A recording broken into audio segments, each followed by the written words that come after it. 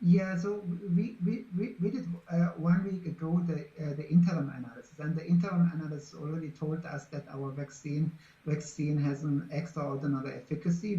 We communicated more than 90%, and this more than 90% could, of course, be also 95%. But now, today, we announced the final efficacy results, which is the key primary endpoint of the clinical trial. And we have seen 170 cases of COVID-19 in the whole population, and only 8 of them were in the vaccine group.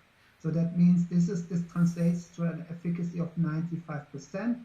Or if you want to use this in or describe this in other words, the risk for getting COVID-19 if you are vaccinated is 20-fold less as compared to having no vaccine. And this is of course a very, very promising and encouraging result. And of course, the big question that many people, especially in America, are asking is when exactly are you going to file for an emergency use authorization?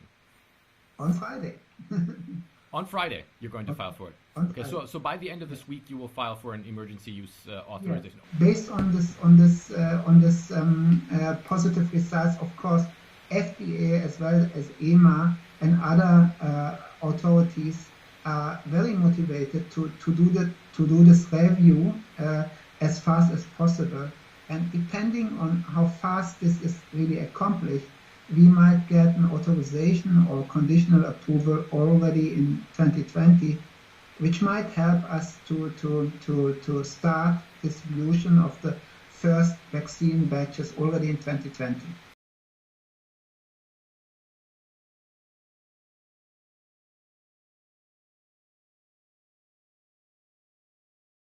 Our goal is to supply several hundred million of doses in the first 4 to 5 months in 2021, and this will already have an impact, beginning impact on the control of COVID-19. I am confident if everything goes well and if we have a well-organized vaccine supply, that we could have a normal winter 2021, normal summer and winter 2021.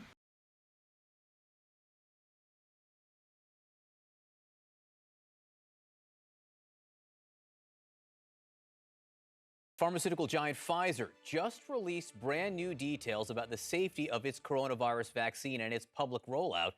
CNN Chief Medical Correspondent Dr. Sanjay Gupta joins us with this information. Really interesting stuff in here, Sanjay. Yeah, and this is the sort of information that we've been waiting for some time. Obviously, been reporting on, vaccine development for several months now. So this is important data, and I want to just share with you what the data shows, but also how they collected it. As you remember, tens of thousands of people received a placebo. Tens of thousands of people received a vaccine over the last few months in this Pfizer clinical trial. What they wanted to see was how many people in either arm of the trial became symptomatic. And they were looking to see ultimately that at least 162 people became symptomatic. And I can explain the math behind that. But basically, what they're now saying, we can show the numbers here, is that they've hit their benchmarks in two ways. When they saw the number of people who became symptomatic, the vast majority of them were in the placebo group. And 162 were in the placebo group, 8 were in the vaccinated group. Okay, so it's pretty clear based on this data, at least data that is being shared with us by the company, that the vaccines seem to have a significant impact on COVID-19 specifically, and also on severe disease. So the vast majority of people who did develop severe disease within these trials were also in the placebo group versus the vaccinated group. So that's really the sort of what we call effectiveness or efficacy data that the FDA is going to be looking at. And again, if this data is true, and we have no reason to doubt it, but it's only coming from the company so far, but if it's true, the FDA looks at this data, it does make a strong case that this is an effective vaccine. The second thing, you got safety, so you got effectiveness, you also have to look at safety. What Pfizer has now said is that they've also hit their safety benchmark data.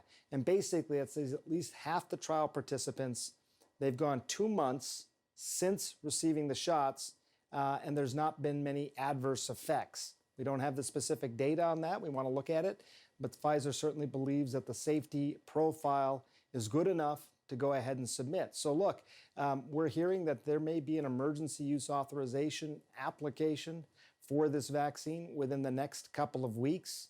And if that's true, that would go to another committee, which then determines how the vaccine would be distributed. And if that happens before Christmas, it is likely that for the first time, people outside of clinical trials could be receiving the coronavirus vaccine.